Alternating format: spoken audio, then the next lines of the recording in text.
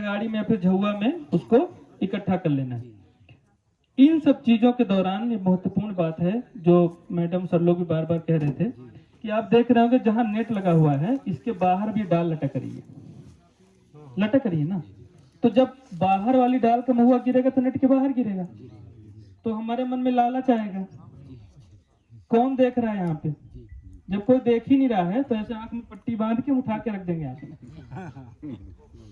है ना। ये हमको ध्यान रखना है कि ऐसा नहीं करना है। किसी भी स्थिति में अगर एक भी फूल जमीन से उठा के आपने ऊपर रखा है तो आप तुरंत ईमानदारी के परिचय दीजिए, उसको वापस उठा के नीचे रख दीजिए, फिर कहीं दूसरी टोकरी में डाल दीजिए। जमीन से उठा के आपको नेट में नहीं मिलाना है। जमीन में जो गिरा महुआ है उसको आप अलग इकट्ठा करिए, उसको आप अलग सुखाइए, सब कुछ उसका अलग अलग करिए, अलग रेट में मिल जाएगा उसका। हाँ, जमीन जो इसमें नेट है, नेट में जो गिरा हुआ महुआ है उसको आप अच्छे से निकालना है, साफ सुथरे बर्तन में निकाल के उसको रख देना। ध्यान रखना है कोई जानवर मुंह न मारे। बकरियां चरती रहती हैं आसपास, कुत्ते भी रहते हैं, जो आप रखवाली करेंगे तो रोटी के लालच में कुत्ते भी आसपास भटकेंगे रात में, तो कोई उसमें मुंह न मारे। बच्चे गंदा मंदा हाथ उसमें ना लगाएं, ठीक है। और उसको रख के नेट को आप वापस से टाइट कर दीजिए।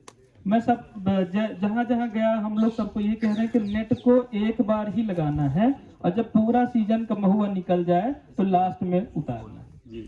बार बार आप लगाएंगे निकालेंगे तो आपको मुसीबत होगी। आप चार गाली हमको भी सुनाएंगे, पता नहीं क्या बता के चला गया, और विभाग वालों को आप पकड़ पकड़ के परेशान करेंगे। पत्ते भाग गिर जाएगा। आप जितनी बार नेट निकालेंगे, जितनी बार नेट लगाएंगे, उतनी बार आपको दिक्कत होगी।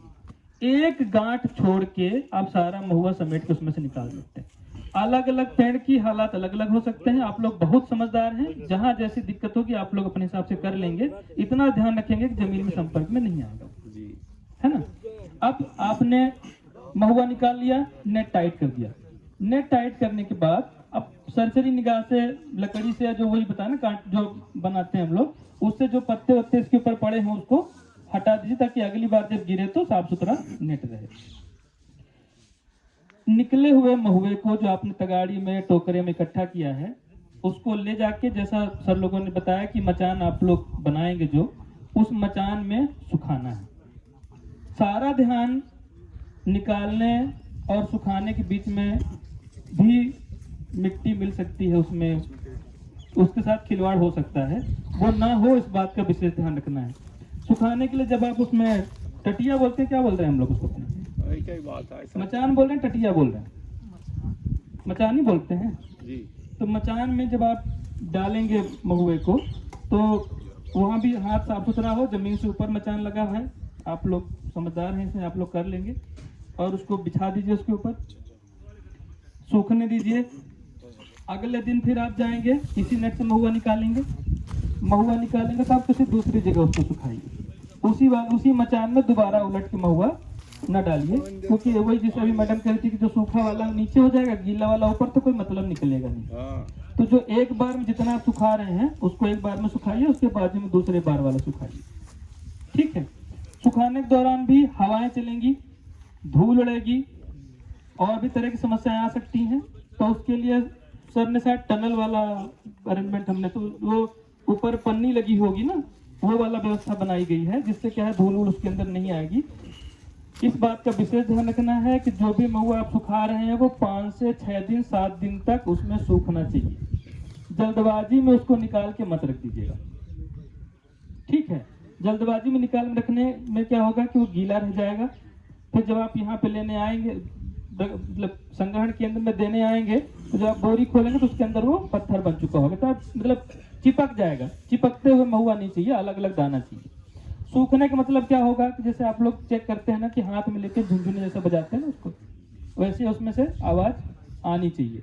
तो इतनी धूप पड़ने लगी है अभी से, मेरे ख्याल से मार्च अप्रैल में तो आग बरसेगी, 6-7 दिन में तो भयंकर सूख जाएगा, ठीक है।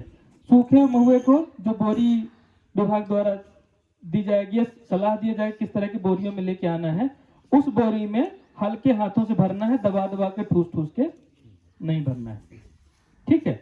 जब संग्रहण के लिए आपको बताया जाए कि अब इस तारीख को आना है और इस जगह पे आना है, तो उस निर्धारित समय पे अपने जो भी मात्रा है उस मात्रा को लेके आप वहां पहुंचिए, तुलाई कराइए, जांच होगी।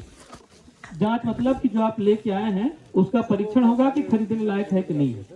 तो खरीदने लायक परीक्षण करने के लिए बहुत सारी मशीनें भी हैं, साथ में बहुत तरह का तामझाम होगा।